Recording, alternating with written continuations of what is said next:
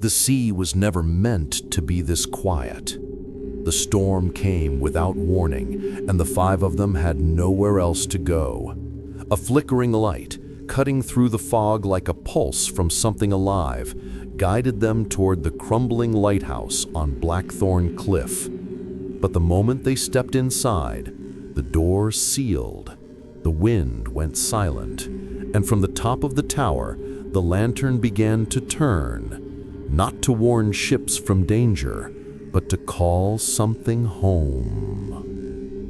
Chapter 1. Chapter 1. Don't follow the light. The road ended where the fog began. Daniel could barely see beyond the wipers, which squealed against the glass like something alive. The rain wasn't falling anymore. It was slanting, carving white streaks across the night. Every few seconds, lightning tore open the sky and showed him what lay ahead, the edge of the world, the cliffs, the sea beyond. The van's engine coughed, wheezed, and died. No signal, no headlights except their own. No reason the light should be there, that slow, rhythmic flash cutting through the storm like a heartbeat. It came from somewhere ahead, somewhere above the cliffs, too steady to be lightning, too alive to be a flare. He should have turned back, but 5 people don't make the same mistake by accident. Mara leaned forward from the passenger seat, face pale in the dashboard glow. "Do you see that?" "Yeah," Daniel said. Eli the sailor squinted through the fogged window. "That's a beacon, a lighthouse maybe. There's one on this coast, I think." Mara shook her head. "No, not here. They shut them all down years ago." From the back seat, June's voice came quiet, almost prayerful. "Then what's lighting it?" No one answered, and then the radio turned on by itself. Static, a soft hiss like waves. Then, between bursts, a voice. "The lantern remembers." The sound came and went with the flashes of the light. Flash, whisper. Flash, whisper. Reyes laughed once, a nervous bark. Probably interference, marine frequency. But the voice came again, clearer this time. "The lantern remembers." Daniel shut the radio off. The voice didn't stop. He looked up the road, toward the cliffs, and said the thing that sealed them all to the night. "We'll wait it out there." They left the van on the shoulder and followed the muddy trail up the cliffside. The rain eased into a thin mist. The air tasted metallic, heavy with salt. Every step squelched underfoot. The light blinked from somewhere above them, steady, patient. It only flashed when they looked away. The first time Daniel noticed, he told himself it was coincidence. The second time, it felt like the light was breathing. He tried not to say it out loud. At the top of the cliff, the path widened. A chain-link fence had been torn open years ago. Beyond it, black stone rose from the earth like a jagged tooth. The lighthouse, taller than it had any right to be, its paint stripped to bone-white streaks. It shouldn't have been standing, but it was. Eli exhaled, half in awe. "See? Told you! Lighthouse!" Daniel only stared. "Then why isn't it on any map?" Lightning flashed again. In that brief white instant, the tower seemed to move, not crumble, but lean slightly, as if listening. Mara took a step back. "This place is wrong." Reyes smirked. "You'd rather wait in the car? In the flood?" Mara didn't answer. The sea below them roared. Something unseen struck the rocks with the weight of an enormous body. The light above them turned again, slow, smooth, deliberate. And this time, Daniel swore he saw a shape behind it. The door was half rusted, half swollen wood.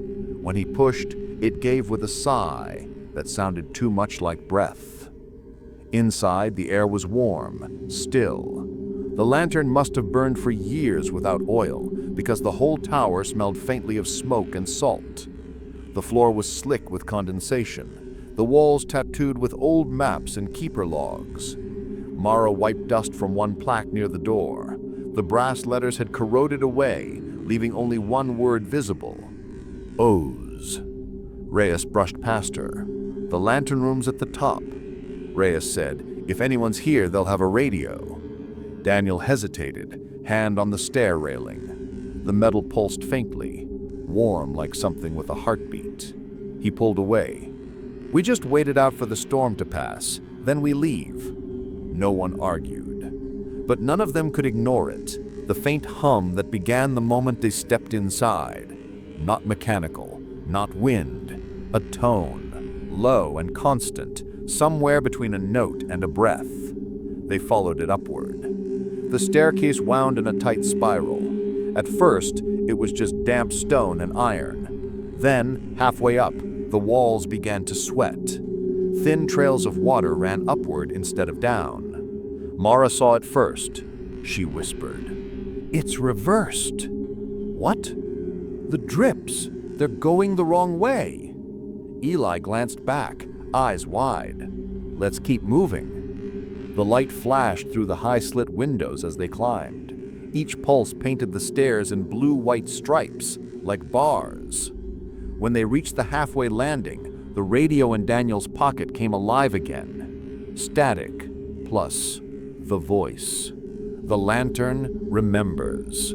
The tone had changed, deeper now, almost human. And then, over the static, it added something new. "Open the door." Daniel froze. "It's not the same frequency," he said. "It's..." But before he could finish, the light flashed again, brighter than before, filling the stairwell with a color that didn't belong to the world. They all stopped breathing. For a heartbeat, the air felt electric. Eli muttered a sailor's prayer under his breath, old words meant for calming storms. June clutched the railing. Her lips moved silently, counting the flashes. 1, 2, 3. Then darkness. The beam didn't return. They waited. 10 seconds. 20. Then, softly from the top of the stairs, came the sound of footsteps. Slow, bare, wet. Someone or something was walking inside the lantern room. Daniel whispered, "Is someone up there?" The steps stopped. And then from behind them, the radio answered. The lantern remembers. Fear is a simple thing, but it spreads fast. They didn't move for a long time. The silence was heavier than the storm. Finally, Mara said, "Maybe we should go back down." But when she turned, she saw it. The door at the bottom of the stairwell. It was closed, completely. She hadn't heard it shut. When she looked closer, she realized there was no handle anymore, just smooth, unbroken iron. Reyes cursed. "What the hell?" The voice on the radio laughed once, sharp as glass, then the static cut it apart. They were trapped. The next flash came without warning, a single pulse of light bright enough to blind them. When it faded, Daniel thought he saw something etched in the wall, a message revealed only in the afterglow. The letters dripped like seawater. The light calls back what it owes. Eli swallowed hard. What does that mean? No one knew, but they all felt the same thing. The pull upward, toward the top, toward the glow. Reyes whispered, "Maybe it's showing us the way out." Daniel almost believed him. Almost. The light pulsed again, weaker this time, like it was waiting for them to decide. Mara stepped forward first. Her voice trembled, but her words were clear. "Don't follow the light." The others froze. She looked back at them, eyes wide, as if she just remembered something important, something buried in memory. Her voice broke on the last word. And then from above came a single sound. A knock. 3 beats. Slow, hollow. Knock, knock, knock. Eli whispered, "That's Morse." He counted under his breath. O-P-E-N. The knocking stopped, and from somewhere in the dark, the voice whispered one last time. The lantern remembers. Outside, the storm began to die. The sea drew back. The cliffs fell silent. Inside the lighthouse, the light returned. One slow spin, then another. Daniel stared upward through the spiral, through the pulsing glow that painted everything in cold blue. He felt it then, the hum inside his chest, the rhythm that wasn't his heartbeat anymore. The light turned again. And when it did, he swore he saw a reflection waiting at the top of the stairs. His own face, smiling. The storm had ended, but the night wasn't over. You've stepped inside the tower. You've seen the first flash. You've heard the voice whisper your name. The lantern remembers, and the story is only beginning. Chapter 2. Chapter 2. The Keeper Never Left. The storm hadn't broken. It only changed its rhythm. Now the rain came sideways, like nails against glass. The lighthouse groaned against the wind, a hollow, ancient sound that rose through the stairwell and into the bones of the 5 strangers who'd taken shelter there. The air smelled of brine and iron. Wet boots squeaked against the warped floorboards. Every sound felt too loud, every breath too visible. No one spoke for a long time. It was Nora who broke the silence first, the teacher, practical, shoulders tight with the kind of fear that refuses to show its face. "There's got to be someone here," she said, her voice small in the vast, cold dark. "The light. Someone had to turn it on." They all looked toward the spiral staircase that rose into shadow.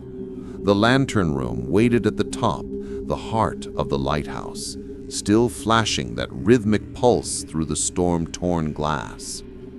Flash. Pause. Flash. Pause. "Then where are they?" murmured Tom, the truck driver, rubbing his hands together for warmth.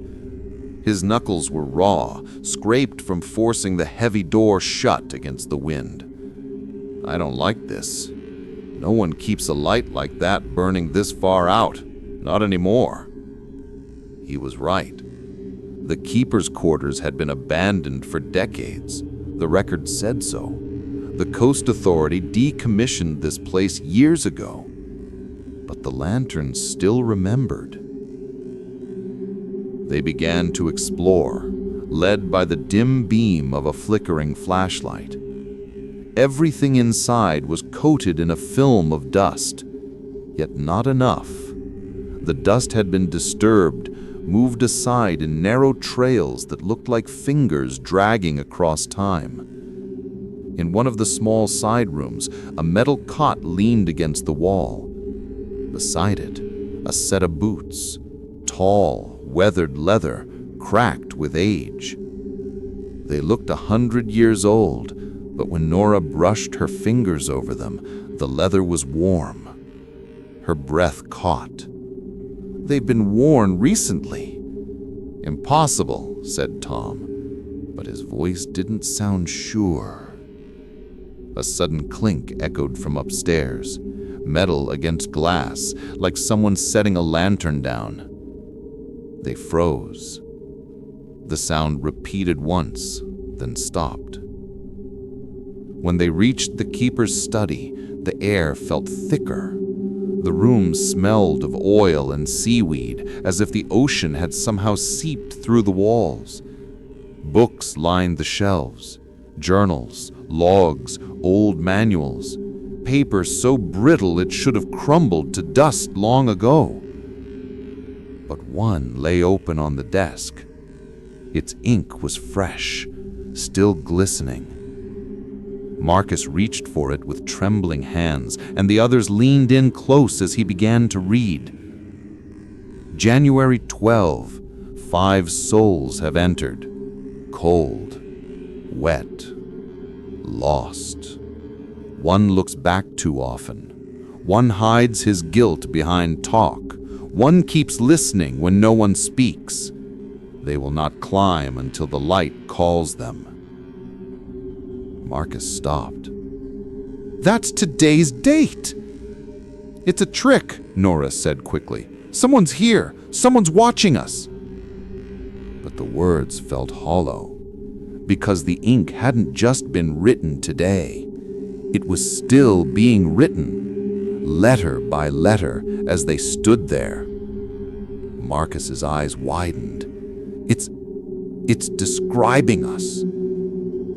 The pen, untouched, dragged itself across the page, forming new words. They've found the book. Panic flared. Tom slammed the cover shut. That's enough. We're leaving. We'll wait the storm out in the truck. But when they reached the door, the handle wouldn't turn. Frost had spread across the inside of the glass, spider-webbing out from the metal. Someone locked us in, whispered Nora. No, said Marcus quietly. It's not locked. It's sealed. They turned back. The lantern's pulse flashed again through the windows, cutting the darkness into bright, clean slices. Flash. Pause. Flash. Pause. Each burst seemed slower than before, as if the light itself was breathing. They split up. Fear had made them reckless, searching for exits, clues, explanations that could make sense of the impossible. Sarah stayed with the logbook. Her fascination overcame her fear. She flipped through the earlier pages, tracing the long-dead keeper's handwriting. The entries began normal. Weather patterns, supply shipments, the loneliness of the sea. Then they changed. The sea speaks when the light burns long enough. It tells me to keep the flame alive. It says if I let it die, the dead will come ashore again. Her mouth dried. She read on. The lantern remembers what it burns for, and it burns for me. The last entry before the fresh ink was dated 1893, 132 years ago. Sarah's pulse quickened. The ink, the warmth, the sound above, none of it should have existed. She whispered it out loud, a confession to no one. The keeper never left. And the room answered with a low, guttural creak, as though the lighthouse itself had turned its head to listen. Upstairs, Tom thought he saw movement through the stairwell, a shadow that wasn't his own. It climbed when he climbed, paused when he paused. He turned the flashlight upward. Nothing, only the curving wall and the steady groan of old metal in wind. But when he lowered the beam, there was something on the steps. Wet footprints, bare, leading downwards towards him. By the time they regrouped, the temperature had dropped so sharply that their breath hung like smoke. The radio on the desk, silent until now, hissed to life, static filling the air. A voice struggled through, low and broken. The lantern remembers. Nora clutched her ears. Marcus shouted, "Turn it off!" But Sarah only stared at the ceiling, whispering, "He's still tending the flame." Another burst of static, then more words, distant, almost tender. "Don't let it die." They backed away, inch by inch. Tom grabbed the logbook again, his hands trembling, as if he could tear the answers out by force. If this is real, if it's writing us, maybe it'll tell us how to stop it. But before he could open it, the lantern flashed again. Once. Twice. Then the light stayed on, constant, blinding. Every window turned to white fire, the walls trembled, and beneath the roar of the storm came the unmistakable sound of footsteps, slow, dragging, coming down the stairs. They couldn't move, couldn't breathe. Sarah whispered, "He's coming to check the flame." The steps stopped just beyond the study door. Then, softly, 3 knocks. Nora clutched Marcus's arm. "Don't answer it!" But Tom stepped forward. His jaw was set, his fear turned into defiance. "If he's real," he said, "we end it now." He pulled the door open. Nothing stood there, only the smell of salt. Then the voice, right beside his ear. The keeper never left. The lantern's light flashed once more and went dark. The sea roared against the rocks, closer now, as if it had come up to the door to listen. In the darkness, the radio crackled a final message. Light must not die. They must stay. Chapter 3. Chapter 3. The Sound Beneath the Waves. The sound began just before dawn. A hollow, rhythmic knocking from deep beneath the lighthouse floor, slow at first, then faster, then deliberate. It woke them one by one. Tom was the first to hear it clearly. 3 sharp raps, a pause, then 2 more. The kind of sound that doesn't come from wind or wood, the kind that means something. He sat up on the floor where he'd tried to sleep, his breath clouding the air. The others stirred around him, Nora wrapped in her coat, Sarah's head resting on a pile of books, Marcus still trembling from what they'd seen the night before. Knock, knock, knock, pause, knock, knock. It came again, and then again, louder, echoing through the hollow metal ribs of the tower. Tom whispered, "It's coming from underneath us." They gathered around the trap door at the base of the lighthouse, an old iron hatch half swallowed by rust.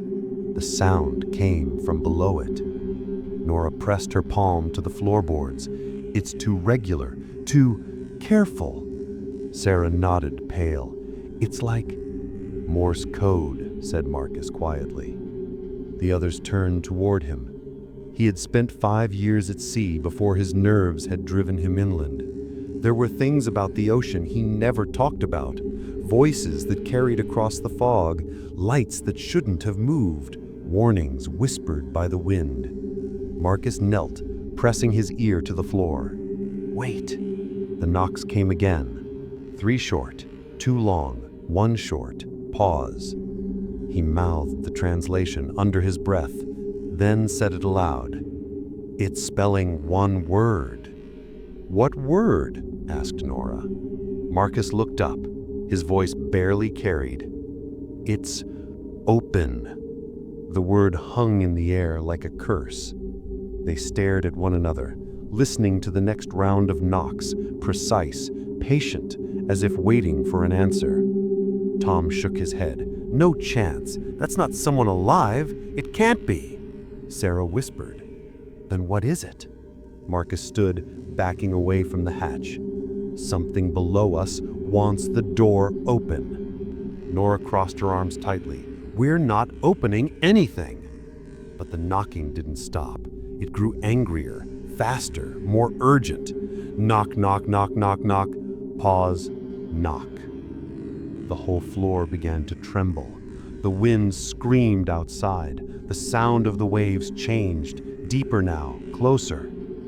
Sarah moved toward the nearest window, wiping away the condensation.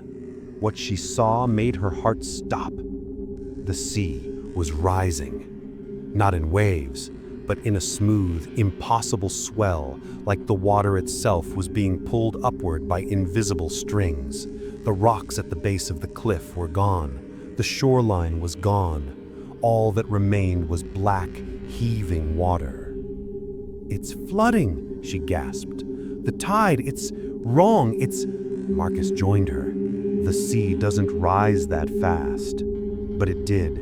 Inch by inch, the dark water climbed the rocks, coiling around the lighthouse like a serpent claiming its prey.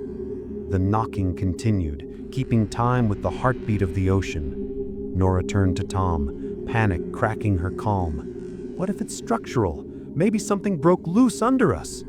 Tom's jaw tightened. "Or maybe something's trying to get in."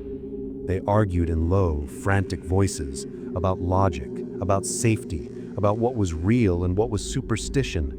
But Marcus wasn't listening anymore. He had gone very still, his eyes locked on the floor. Because between each set of knocks, he could hear something else now. A voice, faint, distant, muffled by the water. It came in rhythm with the knocks, not quite words, but close enough to make sense. "Open." He staggered back, shaking his head. "It's talking." Nora grabbed his arm. "What did you hear?" He didn't answer. He only whispered, "It's still counting." The others froze. "What do you mean?" Sarah asked. "Every few seconds," he said, pointing toward the hatch. "After the word, there's a pause, then a number of knocks. It's counting up. 1, 2, 3. And when it finishes counting," he looked up at her with hollow eyes, "it opens itself." The floor shuddered. A sharp metallic ping echoed through the base of the tower. The rusted bolts along the hatch began to twist, one by one. Nora screamed, "Stop it! Hold it shut!" Tom lunged forward, pressing his full weight onto the hatch. The iron was freezing under his hands, vibrating like something alive was pushing back from the other side. Marcus joined him, pressing down. "It's not mechanical," he said through gritted teeth. "It's pressure from below." The wood moaned, the metal bulged upward, breathing. Knock, knock, knock. 3, whispered Marcus. The radio burst to life again. Static poured through, rising and falling like a tide. Then, under the noise, came a low, dragging hum, a voice, thick with distortion. "It remembers the deep." Sarah backed away from the desk, eyes wide. "That voice, that's the same one from last night." The radio hissed.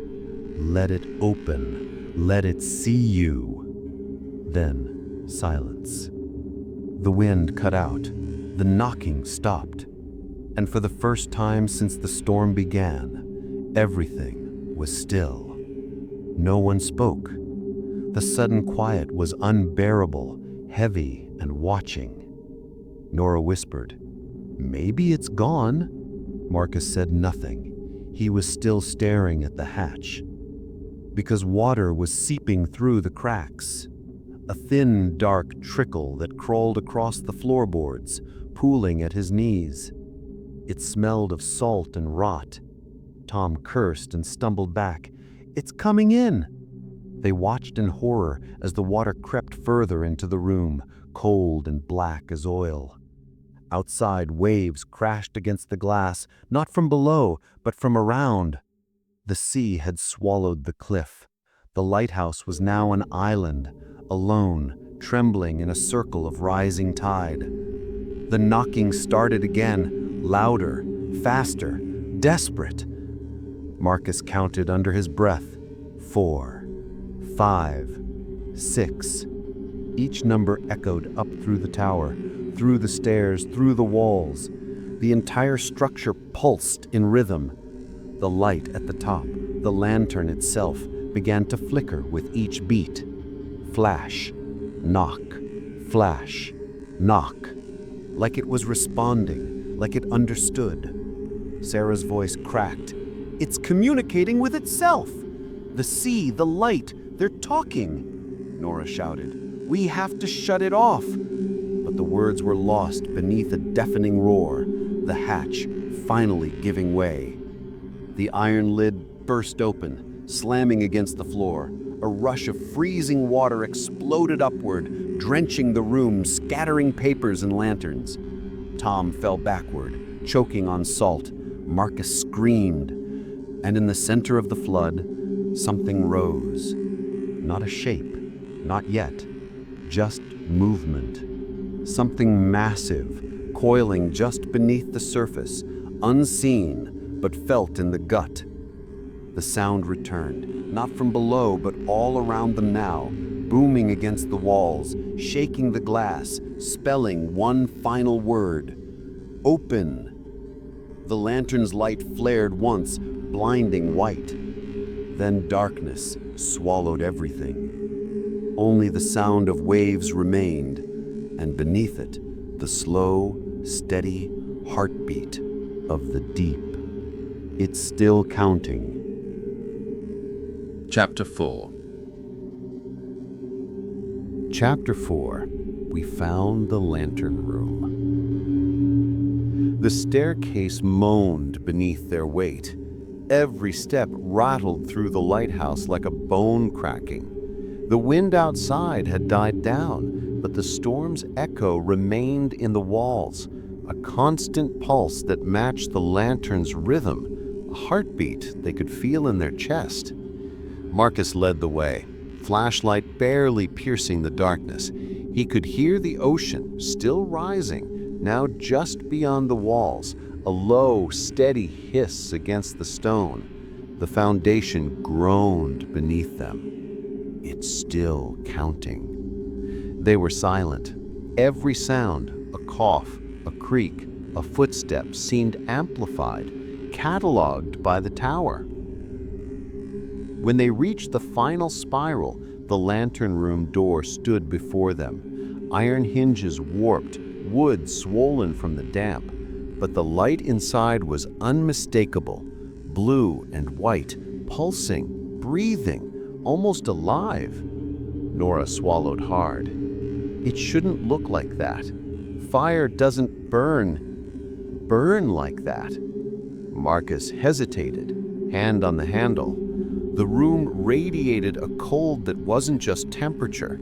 It reached into him, prying memories he hadn't touched in years, old fears, old guilt, small regrets buried under the tide of normal life. The light moved. Not like a flame, not like reflection. It shifted in impossible ways, coiling, pulsing, sometimes nearly solid like liquid ice. Each pulse illuminated the fog beyond the windows, and the shadows appeared. Figures, motionless, waiting, standing in the mist that rolled across the rocks below. 5, 10, more. He couldn't count.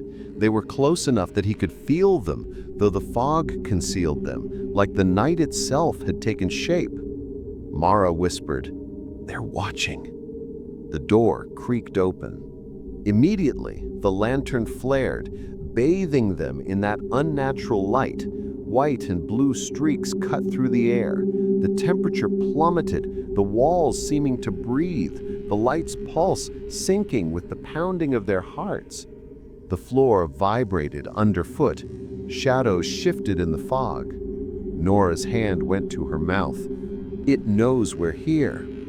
Tom stepped forward, drawn by some mixture of fear and curiosity. He was trembling.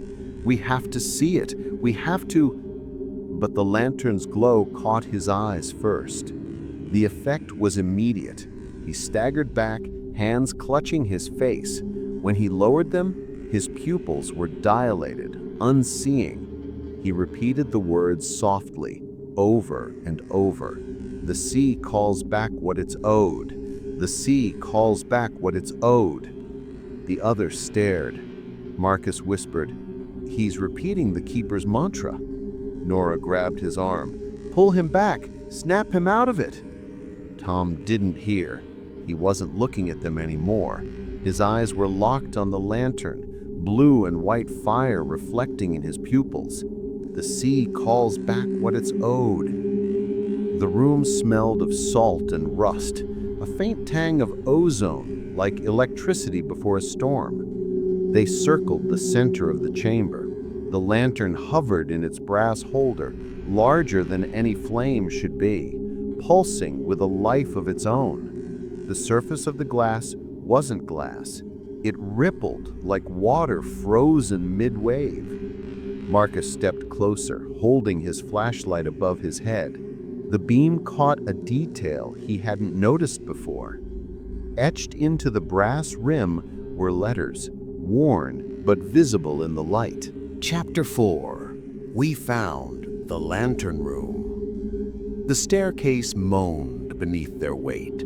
Every step rattled through the lighthouse like a bone cracking. The wind outside had died down, but the storm's echo remained in the walls, a constant pulse that matched the lantern's rhythm, a heartbeat they could feel in their chest.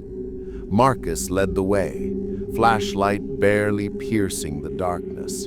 He could hear the ocean, still rising, now just beyond the walls, a low, steady hiss against the stone. The foundation groaned beneath them. It's still counting. They were silent. Every sound, a cough, a creak, a footstep, seemed amplified, cataloged by the tower. When they reached the final spiral, the lantern room door stood before them. Iron hinges warped, wood swollen from the damp, but the light inside was unmistakable, blue and white, pulsing, breathing, almost alive. Nora swallowed hard. It shouldn't look like that. Fire doesn't burn like that.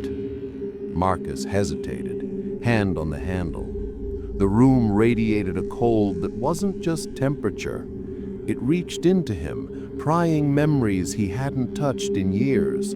Old fears, old guilt, small regrets buried under the tide of normal life.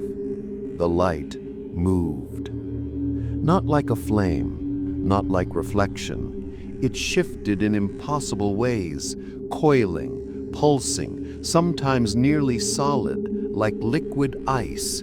Each pulse illuminated the fog beyond the windows, and the shadows appeared.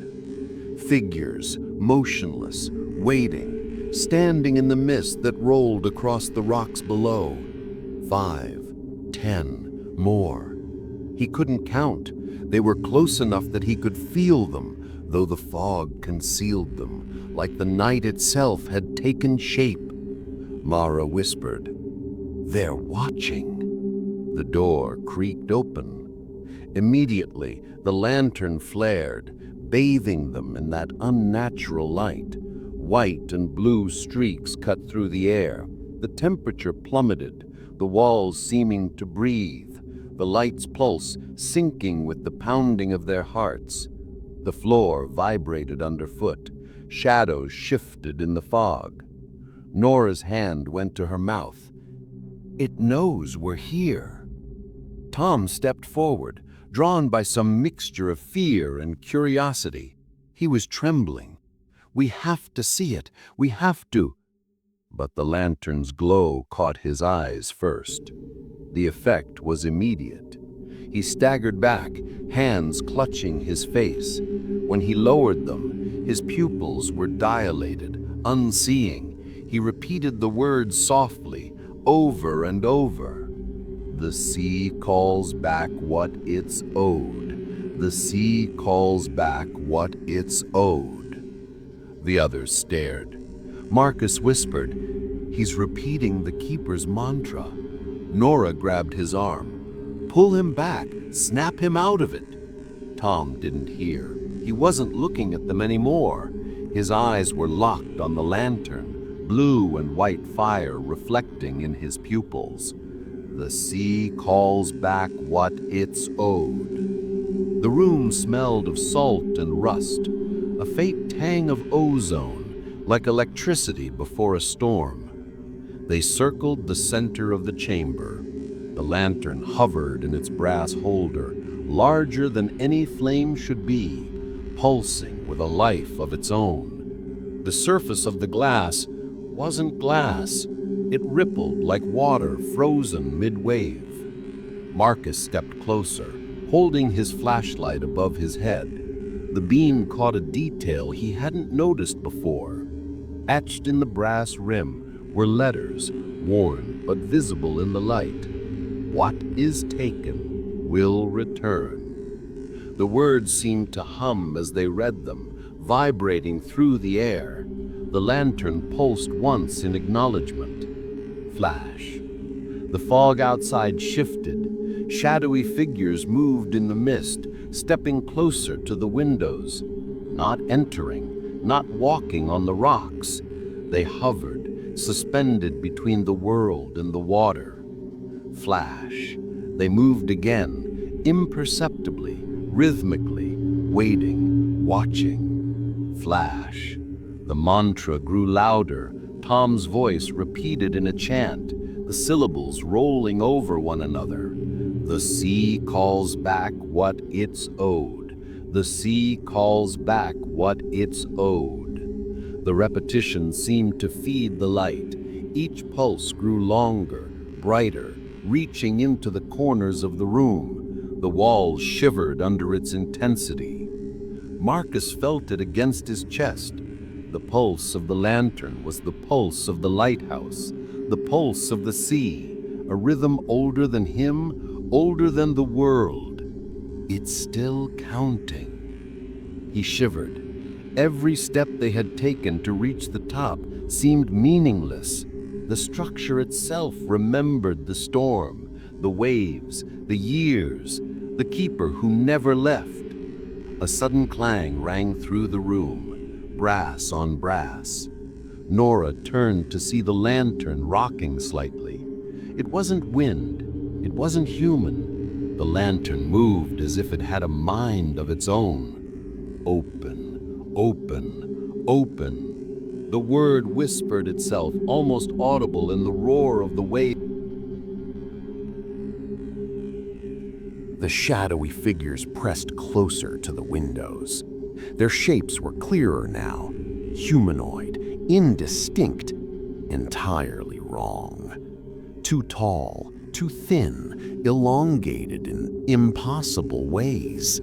They didn't blink, they didn't breathe, they watched.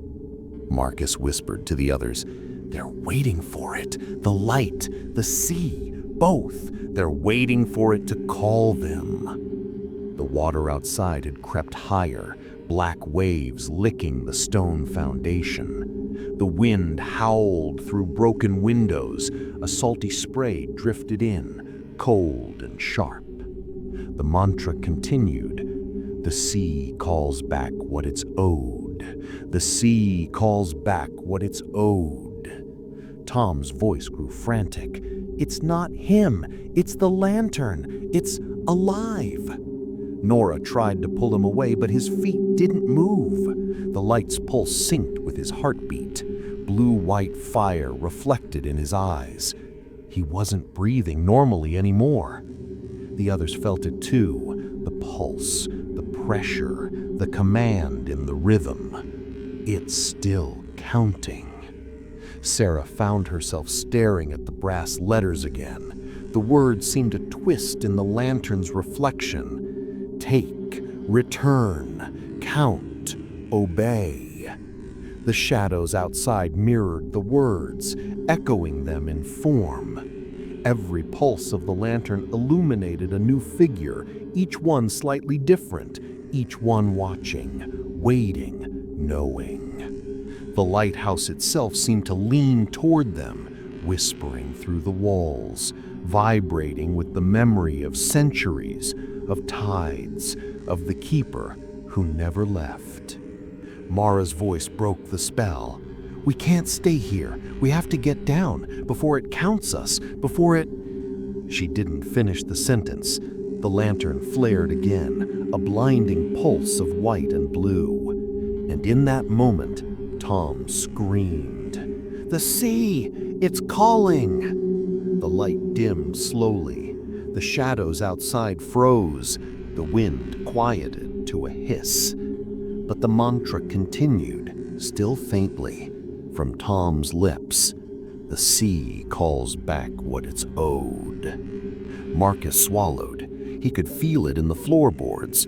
The lighthouse remembered everything. The storm, the tides, the keeper, and the sea. It was owed something. It's still counting. Chapter 5. Chapter 5. The Fifth Beacon. The lantern pulse still vibrated through their bones, even as they descended from the top of the tower. Each step on the spiral stairs rattled like fragile glass. The water outside had calmed slightly, but the lighthouse trembled as if it were alive, as if it remembered the storm that had passed and was preparing for the next. Marcus held the keeper's logbook tight. Every page was soaked with condensation, yet the ink remained sharp, unreadable to most, but for him, it had begun to reveal patterns. He traced a finger over diagrams tucked in between entries, faded schematics that showed not just one tower, but the entire coast. He whispered, "Look at this. It's not just one tower, it's 5. The others crowded over him. Nora's breath came in short, sharp gasps. Tom leaned in close, frowning. Marcus pointed. "See these marks? Lines connecting each tower, like a pentagon, a ritual. Each beacon is part of the pattern." Sarah ran her fingers over the diagrams. It's intentional. Someone designed this. Someone knew the storms would reactivate them. The towers are communicating or controlling each other. Mara's voice trembled. So the storm wasn't random? All this, the waves, the light, the pulses, none of it was natural? Marcus shook his head. It was never natural, not for decades. The lighthouses, they're awakening. The wind outside picked up again. The sea hissed against the foundation, black water curling like fingers along the walls. The lighthouse groaned, not from the storm, but from recognition. It was aware of its place among the others. From the corner of the room, a radio crackled to life. Static filled the chamber, sharp and oppressive. Then a voice, desperate, terrified, broken. "Mayday! Mayday! We—" Another burst of static. "The beacon! Don't leave!" The transmission ended with a long, low hum. Silence. Nora stared at the radio, white-knuckled. "That's another lighthouse. Someone's still alive there. They're trying to warn us." "It's still counting." The phrase echoed in Marcus's mind. The pulse in the floorboards, the light above, the waves outside. It all seemed synchronized, like a heartbeat, counting down to something. "They're all like us," he said, "trapped in the towers, trying to escape whatever this is." Tom, frustrated, slammed a fist against the wall. "So what does it mean? All 5 towers, what are they doing? Are they performing a ritual?" Marcus didn't answer at first. He was tracing the lines connecting the schematics again. Then he said softly, "The keepers, the towers, they were designed to converge, not physically, spiritually, energetically. Each tower is a node. Each node powers the next. The storms aren't storms. They're activations, and we are the next step." The others felt the weight of his words in the silence that followed. Even the waves outside seemed to pause, listening. It's still counting. A sudden clink from the top of the spiral stairs made them all jump. The lantern's light flickered, blue-white, pulsing faster. Shadows danced along the walls, elongating, twisting into impossible shapes. Mara whispered, "It's reacting to the other towers."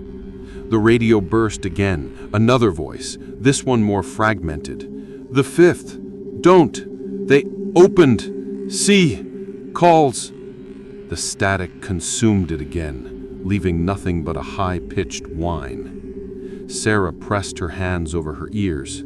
"They're all gone. The others, they didn't make it." Marcus's lips were tight. Not yet, but the sequence continues. One by one, the beacons light themselves, and we're the last. They moved through the lighthouse, guided by the pulse of the lantern. Every step toward the base, toward the schematics, brought more clarity and more terror. It's still counting. The water outside hissed against the walls. It had risen higher, black and calm like ink in a glass. Each wave seemed to hesitate, waiting for a cue, waiting for the lantern, waiting for them. Tom looked out a broken window, shivering. If the fifth beacon finishes, what happens? Marcus didn't answer. He couldn't. The diagrams, the logs, the strange energies of the lighthouse, they spoke louder than words. The towers were a network, alive with memory, alive with vengeance, alive with the sea. The lantern pulsed in time with the waves, and each flash revealed figures in the fog outside. Not human, not entirely. Their forms blurred between mist and shadow. They were waiting, watching, patient. It's still counting. Sarah traced her finger along the lines connecting the towers. The pattern. It's a pentagon. And we're at the last point. If this finishes, if the last light pulses fully. She trailed off. The room pulsed with the light. The water rattled the walls. Shadows twisted toward the windows. Mara swallowed. The storm isn't over. It's just moving. The radio crackled one final time. Another voice, this one barely audible. It's too late. All beacons, awaken. See, remembers. And then silence. Marcus felt a pressure behind his eyes, a pulse in his chest, matching the lantern's heartbeat, the sea's heartbeat. It was alive. All 5 towers had awakened. All 4 had failed. They were the 5th, the final beacon. It's still counting. Outside, a wave slammed into the base of the lighthouse with impossible force. Water surged, swirling around the foundation, reaching for the doors, the walls, the windows. The fog rolled inward, thick and suffocating. The shadows outside pressed closer. The lantern flared, bathing them in impossible blue-white fire. Tom turned toward Marcus, voice trembling. We're the ritual now, aren't we? Marcus nodded slowly. We've become part of it. The towers, the sea. They're waiting for the sequence to finish, for the last pulse. The lantern flashed. The shadows leaned closer, and the floor beneath their feet trembled, alive with intent. It's still counting. Chapter 6. Chapter 6. She's still up there. The lighthouse was silent at first, as if holding its breath. The storm had passed, leaving only the sound of water lapping against the stone base. Black waves slithered up the foundation, curling around the walls, licking at the door. The lantern in the top room pulsed faintly, blue and white, like a heartbeat in the dark. But there was something else now. A whisper. Soft, almost shy. A voice caught in the stone, rolling through the spiral stairs and landing in their ears. Let me go. Nora froze. She spun toward the sound, heart hammering. The others were equally still, eyes wide, hands gripping the walls. Marcus whispered, It's her, the first keeper's wife. They moved cautiously through the tower, searching for the source. The stairs creaked beneath them. Every shadow seemed alive, twisting with each step. On the second floor, Sarah's flashlight caught a glint of gold behind the dust. She leaned closer. A portrait. The frame was carved with intricate patterns, waves, stars, lines that spiraled inward, hypnotic and uneven. The image was of a woman in a long black dress, standing rigid and formal, hands clasped before her. But her face, it was blurred, smeared by age or some other force. Her eyes had been carved away. Her name scratched from the bottom of the frame, leaving only a jagged scar across the wood. Mara swallowed. What happened to her? Marcus shook his head. She didn't die here, not entirely. Something else held her. The whispers grew louder as they examined the portrait. Now they weren't shy. They filled the room, layering on top of each other, one voice becoming many. "Let me go! Let me go! Don't forget me! Don't leave me!" It echoed up the stairs, down the spiral, into the lantern room above. The air turned cold. Frost formed along the metal railing. Every breath hung visible. Tom stepped forward, drawn by the voices. We have to help her." "Help her?" Nora snapped. "She's not a person anymore. She's—" A sharp clang interrupted her. Something heavy fell somewhere above. The lantern pulsed. Faster, brighter, blue and white. It's still counting. They ascended again, each step dragging. The walls vibrated as if the tower itself were alive. Each pulse of the lantern synchronized with their heartbeat. Their minds throbbed with the rhythm. Then, abruptly, silence. Nora stopped. "Where's Tom?" He was just behind her. He was gone. Panic spread instantly. Marcus's voice cracked. "Tom! Tom!" The only answer was the faint whisper, barely audible. "She's almost here." They searched the rooms below the lantern, calling his name. The water at the base of the lighthouse hissed against the stone. The fog pressed against the windows, dense and curling, as if leaning into the tower to watch them. Finally, Sarah spotted him in the top room, kneeling before the lantern. His eyes were wide, glazed, unblinking. His skin had a pale sheen, almost wet, though there had been no water nearby. Nora's hand went to her mouth. "Tom, stop!" But he didn't move. He didn't hear. He was the lantern now, or at least part of it. The whispers intensified. They didn't come from the tower anymore. They came from the walls, the floor, the air itself. Every corner echoed with her voice. "Let me go! Let me go! I'm waiting! I'm waiting!" Marcus stepped forward, voice low but firm. "She's bound to the lantern. She never left. Not really. The keeper, the ritual, they trapped her here to serve the towers, to keep the light alive, and now she's calling him, or anyone she can find." Mara shivered. "So she's not dead. She's trapped." "It's still counting." The words came back, twisted now, overlaid on her voice. The tower, the lantern, the sea, and the woman herself, all pulsing, counting, waiting. Tom's whispers grew louder, faster. The room seemed to bend around him.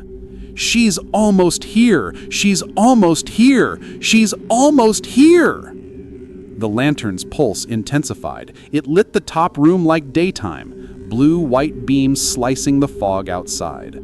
The shadowy figures they had seen earlier pressed closer to the windows, almost vibrating in anticipation. Nora stepped forward, gripping his shoulders. "Tom, snap out of it!"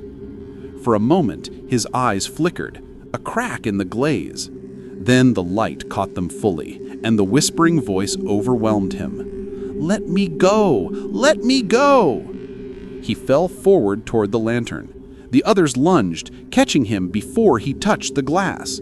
But the energy, that living light, coursed through him like fire, leaving him trembling and pale. Sarah pointed toward the portrait. "It's her! The painting! The tower's tethered to her! We need to break the connection!" Marcus shook his head. "We can't. That lantern, that light, it remembers everything, every keeper, every soul, every mistake. She's still up there, bound to it, and until she's satisfied or fed, the sequence continues. Mara backed away. Fed? The lantern, the towers, the sea, and the woman herself, all pulsing, counting, waiting. Tom's whispers grew louder, faster. She's almost here! She's almost here! She's almost here! The lantern's pulse intensified. It lit the top room like daytime, blue-white beams slicing the fog outside. The shadowy figures they had seen earlier pressed closer to the windows, almost vibrating in anticipation. Nora stepped forward. She's still up there? She's still up there! End of chapter 6. Chapter 7. Chapter 7. The Lantern Remembers. The storm returned without warning. Waves slammed against the lighthouse's foundation like fists striking iron. The wind screamed through the broken windows, rattling the floorboards, rattling the walls, rattling the nerves of the travelers who had thought themselves prepared. Inside the lantern room, the pulse of blue-white light beat steadily, like a living heart. It filled every corner of the chamber. Shadows stretched long, creeping along the walls, twisting into impossible shapes that seemed to move independently of the storm. The logbook lay open on the desk, pages still damp from condensation. Marcus noticed it first. The pen. No, the pen wasn't there before. And yet, the ink flowed across the paper, forming neat, precise letters in real time. It's writing on its own. Nora leaned closer, voice trembling. But who's writing it? Marcus shook his head. No one is. It's the lantern. Or the lighthouse. Something in here remembers everything. Or it predicts it. They watched as the words solidified into sentences, describing events they had not yet experienced. The next wave will shatter the railing at 4:17 p.m. Tom will stumble and fall into the stairwell at 4:23 p.m. The lantern's pulse will flare at 4:28 p.m., blinding the watchers outside. Sarah's voice was barely audible. It knows. It knows exactly what will happen, down to the minute. The others exchanged looks of disbelief. Their stomachs churned. Fear was no longer abstract. It had a timetable. Outside, the storm roared in perfect sync with the logbook. Each crash of a wave mirrored the words as they formed on the page. Each gust of wind matched the sentences, as if the lighthouse were counting down with the ocean. It's still counting. Mara swallowed hard. We have to destroy it. The lantern, the light, whatever it is. That's the only way. Marcus' hand hovered over the lamp. The brass was impossibly warm, pulsing in tandem with the storm, with the words on the logbook, with the whispering wind. He shook his head. No. Every time someone tries to interfere, it strengthens. Every hammer blow, every swing, every attempt just makes the pulse faster. Nora pressed her ears to her hands. We have no choice. If it knows our deaths, if it predicts the exact moment, we have to fight it. They tried. Tom picked up a heavy wrench. He swung at the lantern's glass. The blue-white flame didn't shatter. Instead, the brass vibrated under his blow, and the pulse accelerated. It was a heartbeat multiplied, faster, brighter, louder. The logbook's pages flipped violently, the ink scrawling more predictions. Tom will drop the wrench. The pulse will blind him. He will speak the mantra involuntarily.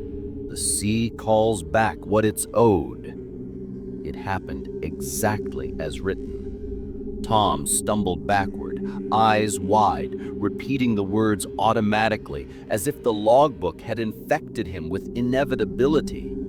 "It's still counting." Mara screamed. "It's mocking us!" The lantern's pulse grew stronger with every attempt to destroy it. Light flared, bouncing off the fog outside. The shadowy figures watched from the mist, motionless, patient. The logbook turned its attention to them. Predicting Marcus next, it wrote, "Marcus will hesitate. He will tremble at the thought of leaving the tower. He will regret every choice he made tonight." He read the words and felt a chill crawl down his spine. The tower had pierced him through memory and guilt. The mistakes he carried, the fear of responsibility, the weight of surviving while others fell, it all coalesced into a pressure that pushed him to the floor. Sarah's voice was barely audible. "It knows you. It knows all of us. Every flaw, every secret, every regret." Nora's eyes filled with tears. "It's not just predicting. It's shaping reality. The storm, the lantern, the shadows. It's all part of the same plan." A sudden clang rang through the lantern room. Frost crawled along the walls. The lantern flared, blinding and beautiful. Its light pierced the fog outside, and the shadows recoiled momentarily, as if acknowledging their master. Tom's mantra grew louder, overlapping with the whispers from the walls. "The sea calls back what it's owed. It's still counting." Marcus grabbed the logbook. He traced a line across a page. The predicted events weren't just warnings, they were instructions. If the lantern is broken, the sequence accelerates. If the lantern is touched, the shadows advance. If a hand reaches for the light, the sea will reclaim it. They realized with rising horror that survival wasn't possible unless they obeyed. The lighthouse dictated the terms. Their agency, their free will, had been illusions all along. The shadows outside began moving again, creeping across the black water. One figure reached for the base of the tower, another lingered near the cliffs. The pulse of the lantern reflected in their forms, making them shimmer, unreal. Mara whispered, "We're out of time. It's counting. It knows. Everything it wrote, everything it knows, it's already happening." Sarah took a deep breath. "We can't destroy it. We can't fight it. But we can endure it. Survive until the pulse slows." Marcus nodded. "We have to remember, it can predict, but it doesn't control everything. One misstep, and it will take that. But we still have choices, small ones. It's still counting." The words had become a rhythm, a warning, a heartbeat. The lantern flared again, and the logbook's pen moved faster, ink spilling across pages, documenting the next wave of horrors before they could even think. Time seemed elastic in the top room. Seconds stretched, condensed, and snapped. The pulse of the lantern grew faster, then slower, like the rhythm of some ancient predator. The shadows outside waited perfect and patient, while the sea surged in patterns too precise to be natural. Tom's voice, still whispering the mantra, grew quieter, almost hypnotic. The others watched, heartbeats synchronized with the pulse. They understood. The logbook remembered, the lantern remembered, and now they were the witnesses. The storm was no longer just outside, it was inside. Inside the tower, inside their minds, inside the logbook's predictions, inside the pulse of the lantern itself. It's still counting. And the sea, it was owed something. Chapter 8. Chapter 8. The sea takes what it's owed. The water came quietly at first, creeping under the door like smoke, cold and black. By the time they noticed, it had already reached their ankles. Salt water, brackish and sharp, curling around the stone foundation, soaking the floorboards. Each wave sloshed with unnatural patience, deliberate, like the tide was waiting for something. Someone. Marcus stepped forward, testing the depth. The floor moaned, and the pulse of the lantern above synced with each step, echoing through the room. It's still counting. Nora shivered, the cold creeping under her clothes, her skin prickling with goose flesh. It's rising too fast. This isn't just a storm. This is the sea. Tom, still murmuring the mantra softly, sank to his knees, hands in the water. The salt stung his palms. It's calling us. The water reached their knees, then their waists. The lower rooms of the lighthouse, where they had taken shelter, where the logbook had first written itself, were now submerged. The pulse of the lantern above illuminated the liquid, turning it into a cold, ghostly blue. And then the shapes appeared, at first subtle, shadowy, indistinct, like waves curling back on themselves. Then clearer, figures swam beneath the surface of the water, human, twisted, pale. Some had the faint outlines of faces. Others were only silhouettes, drifting, slowly in rhythm with the pulse of the lantern. Mara whispered, "They know our names." The whispers followed, not from the lantern, not from the logbook, from the water itself, echoing in the stone walls, curling through the stairwells. Marcus, Nora, Tom, Nora, Sarah. Each name rolled off the surface of the water, carried in sibilant, watery tones, sinking into their ears. The travelers froze, unable to look away. It's still counting. Marcus gritted his teeth. It's the sea. It's remembering the debt. Sarah stepped back, slipping in the cold water. The legends, they weren't stories. The lighthouses, the ritual, the first keeper. It was all about this, the sea taking what it's owed. The water rose faster, pushing against the stairs, filling each lower floor with freezing salt water.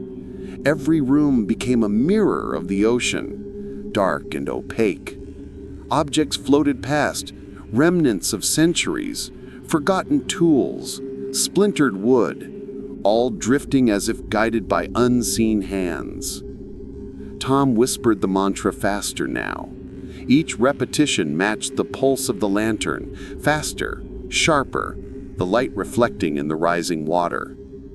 The shadows beneath the surface moved toward him. Faces became clearer, faces of those who had failed before, faces that had become part of the sequence. They watched him, waiting. The sea, it never forgets, Marcus said, voice trembling. He could feel the water tugging at his feet, as if aware of his hesitation, as if testing his will. It's still counting. The storm outside abruptly stopped. Silence. The wind died in an instant. The waves flattened. A calm settled over the water, unnatural, too smooth, reflecting the lighthouse perfectly, upside down.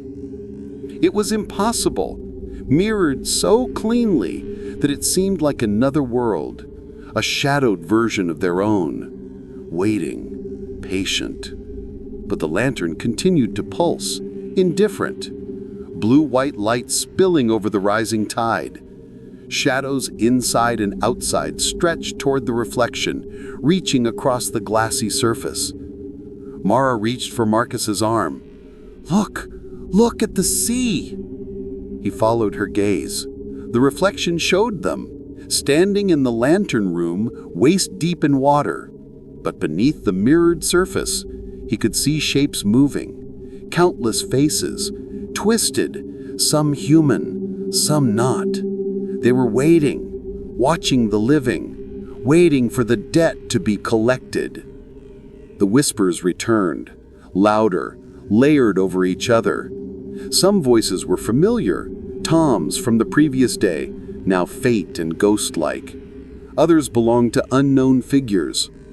All names called, all reminders of past failures, past deaths. Marcus, Nora, Sarah, Mara, Tom. Repay what you owe. Repay what you owe. Every syllable vibrated through the tower. Their teeth chattered, hearts pounded, eyes darted from the ghostly reflections to the lantern above. The pulse of light and water merged into a rhythm too precise to be random. It's still counting. Tom's eyes widened. The reflection of himself in the water smiled, even though he did not. He staggered backwards. It's alive. It's in the sea, in the lantern. Nora grabbed his shoulders, shaking him. Focus! Don't look down! But the lantern's light pulled at their gaze, irresistibly. Shadows shimmered at the water's surface, faces forming and dissolving with each pulse. They recognized the faces.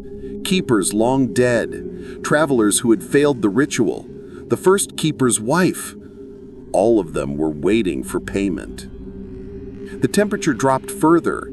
Frost formed along the edges of windows, the metal railings, even along the surface of the water. Their breaths formed clouds. The water, dark and cold, lapped closer to their chests. Sarah's voice broke the silence. "We can't stop it. The sea takes what it's owed. It doesn't matter how we try. Resistance only prolongs the inevitable.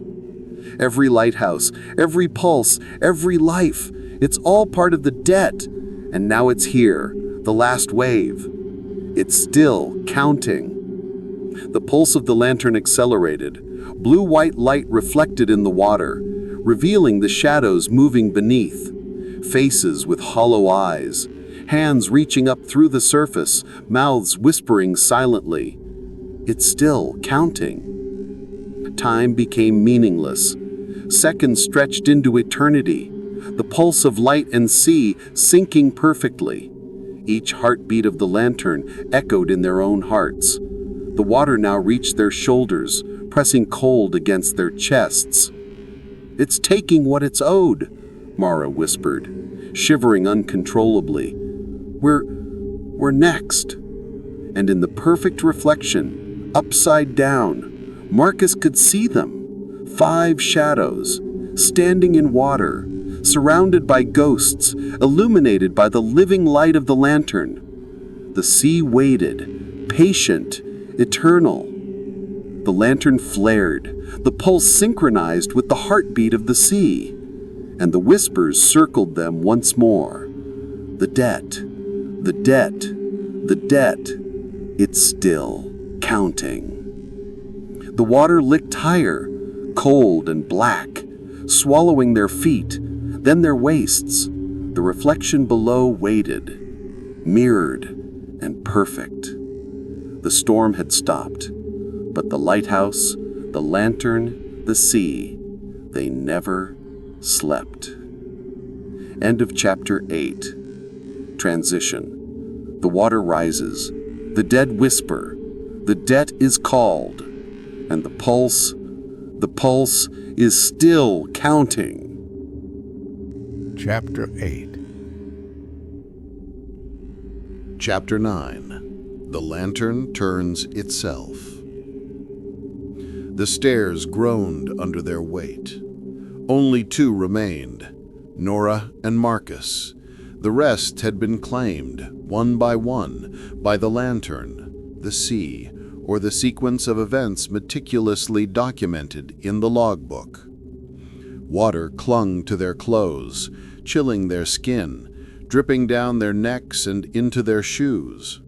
The tower above pulsed with blue-white light, rhythmic, alive. It's still counting. They ascended cautiously, each step a negotiation with the stormless wind that howled through the broken windows. No sound of the others, only silence, water slapping the walls below, and the pulse of the lantern above. Nora's hand trembled as she gripped the railing. We end this tonight, or it ends us. Marcus's jaw was tight. We destroy the light. We destroy the light, once and for all. The final stairs loomed, the lantern room door, the top of the tower.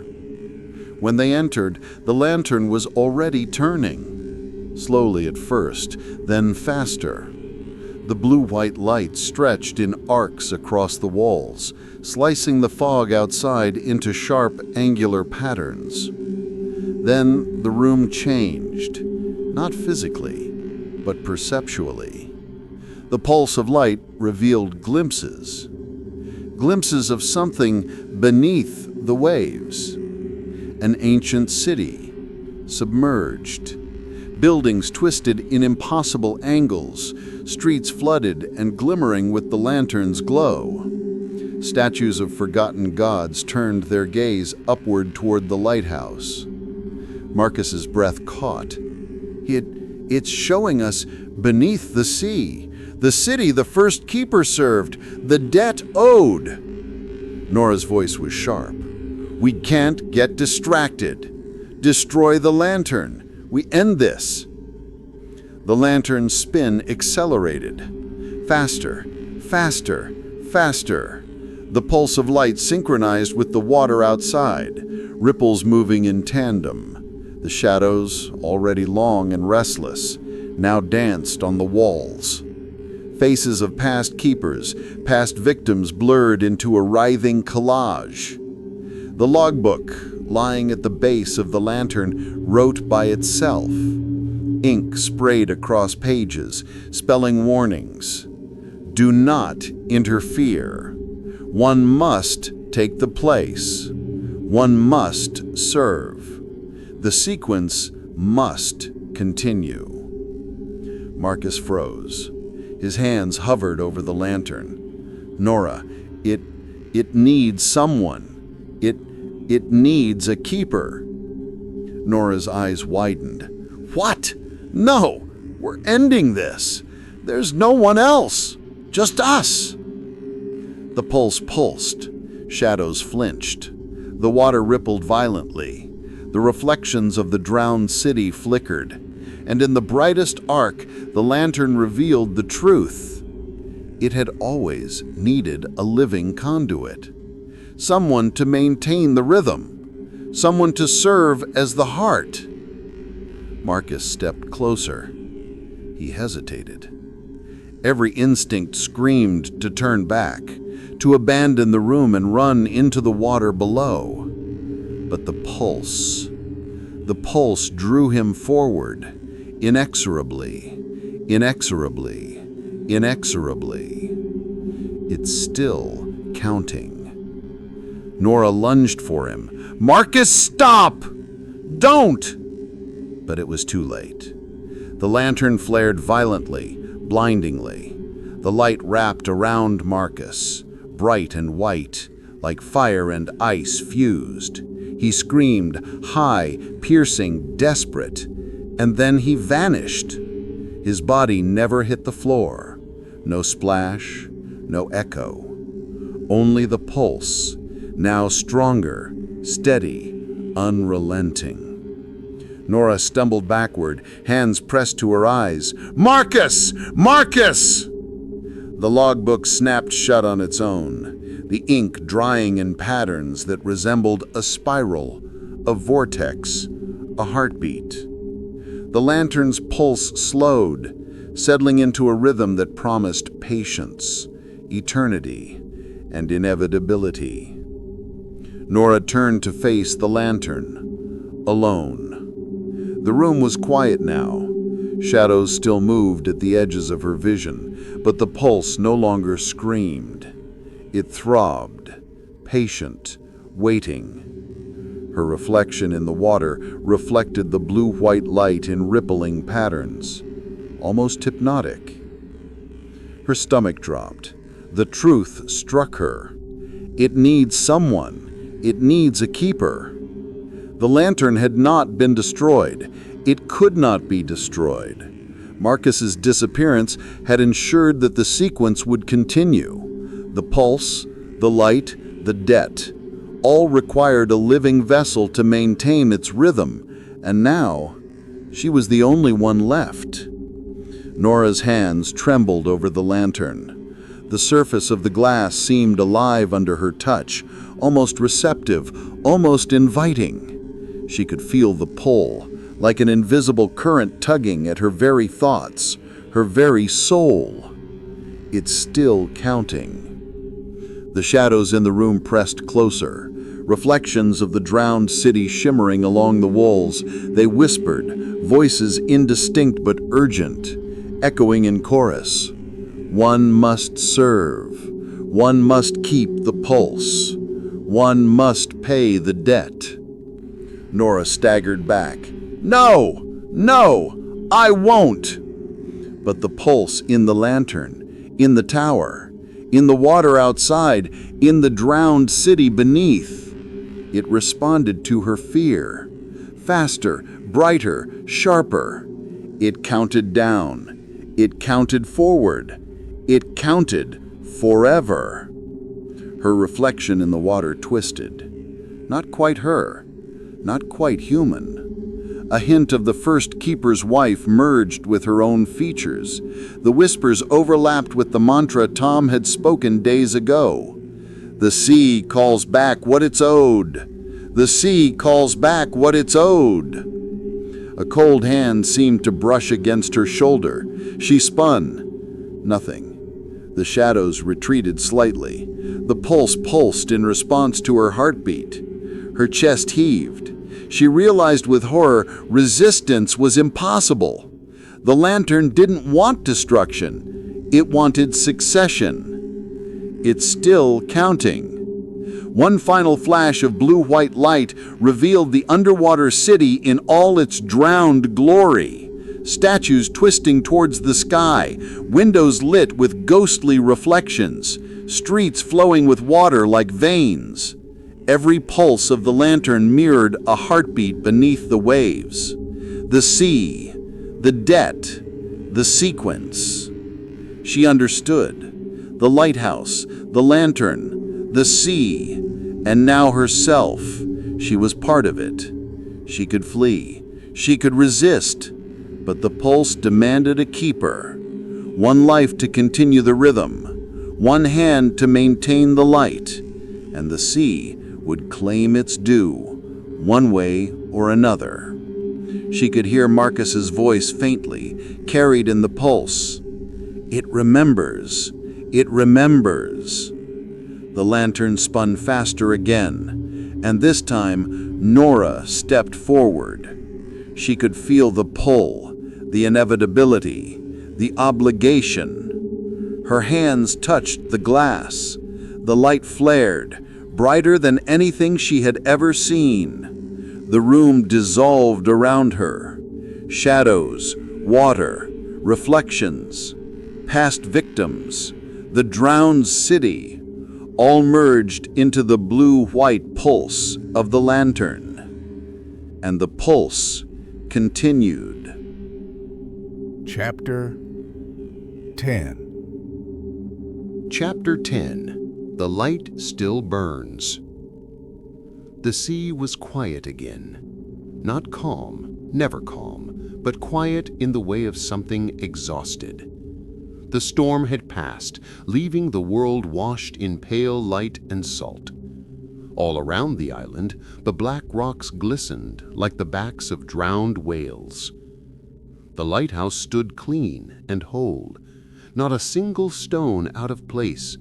The glass in the lantern room gleamed like polished ice. No scorch marks, no broken door, no trace of the violence that had come before. It was as if time itself had been scrubbed away. A figure climbed the narrow steps, slowly, deliberately, one hand on the railing, the other clutching an old brass key. They paused at each turn to breathe, to feel the air shift, the familiar damp chill of the tower's heart, the scent of old oil and seawater baked into the walls. They had been told the lighthouse needed a new keeper. The old one had disappeared. No name, no body, just vanished. The paperwork had been vague, the town clerk quieter still. Still, the figure had come. Something about this place had called to them, something about the light. They reached the top. The lantern sat waiting, a perfect gleaming eye. The brass gears had been cleaned, the lens polished. The great Fresnel crystal threw back the dawn in shards of color, pink, gold, and faint blue. They hesitated, staring at the wick. For a moment they felt a tremor, like memory trying to surface. They remembered cold hands, a door slamming, a voice whispering from below the waves. Then it was gone. They lit the lantern. A soft click. The wick catches, fire hisses, then steadies. A slow, rhythmic pulse of blue-gold light began to turn, sweeping across the sea. It painted the rocks, the surf, the horizon. And somewhere far out in the mist, something moved. Down in the small cottage beside the tower, the logbook lay open, blank. Only the first line written in neat, steady handwriting. The light still burns. No name, no date, just that. As the day slipped toward dusk, fog crept back in, thick and heavy, swallowing sound. The new keeper watched from the glass room as the horizon dissolved. The beam turned slower now, almost tired. Each sweep carried a hum, low and mournful, almost like words, almost like music. They leaned closer to the glass. Something glowed out on the water. A small ship, its sails torn, drifting dangerously near the rocks. The keeper's heart quickened. Without thinking, they reached for the crank, the mechanism that widened the beam, guiding the ship away from danger. But the gears refused to move. The crank was rusted stiff, though it had been shining clean that morning. Their hand slipped, blood beaded on a finger. And beneath the whispering of the sea came a sound, a voice they half remembered, faint, familiar, calling through the fog. Come home. The keeper froze.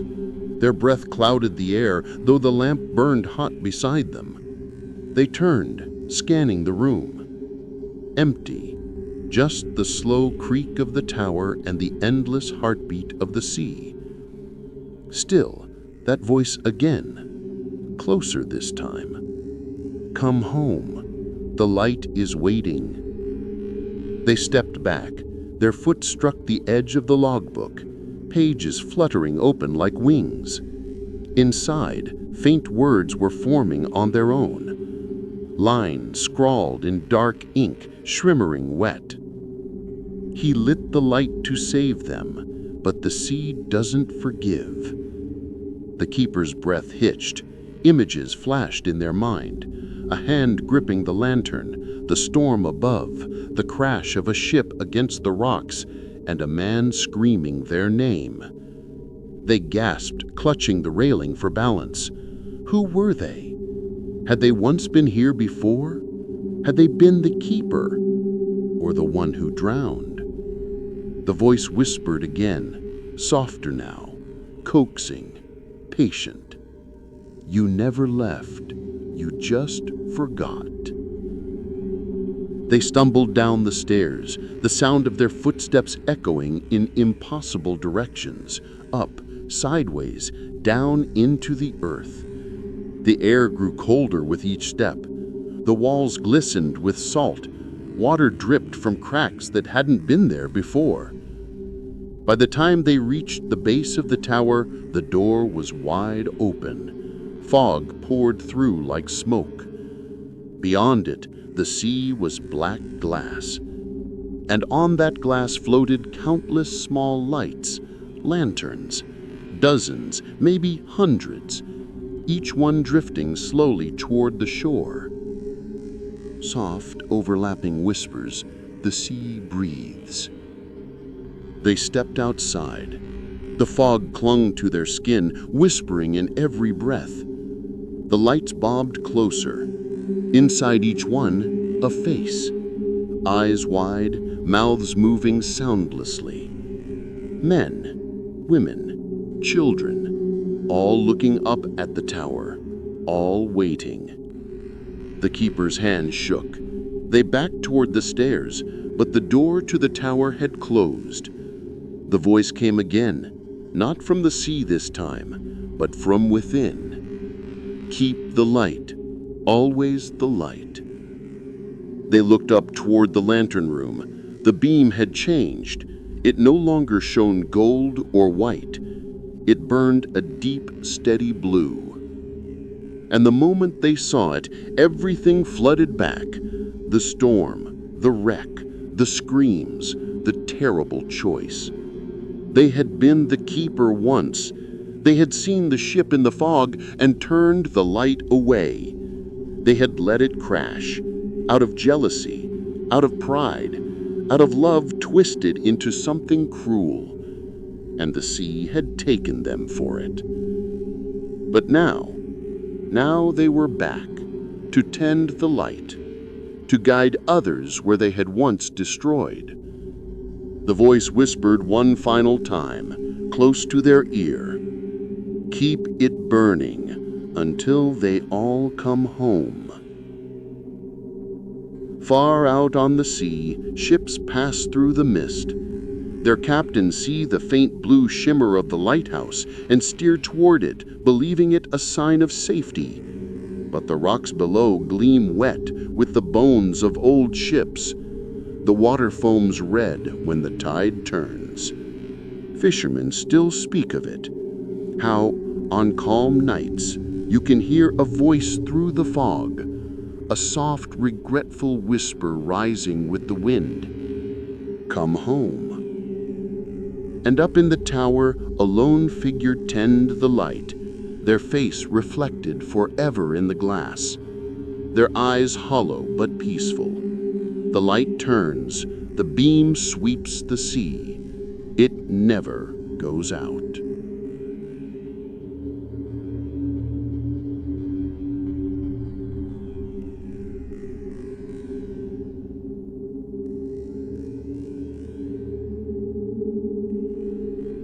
The sea was never meant to be this quiet. The storm came without warning, and the five of them had nowhere else to go. A flickering light, cutting through the fog like a pulse from something alive, guided them toward the crumbling lighthouse on Blackthorn Cliff. But the moment they stepped inside, the door sealed, the wind went silent, and from the top of the tower, the lantern began to turn, not to warn ships from danger, but to call something home.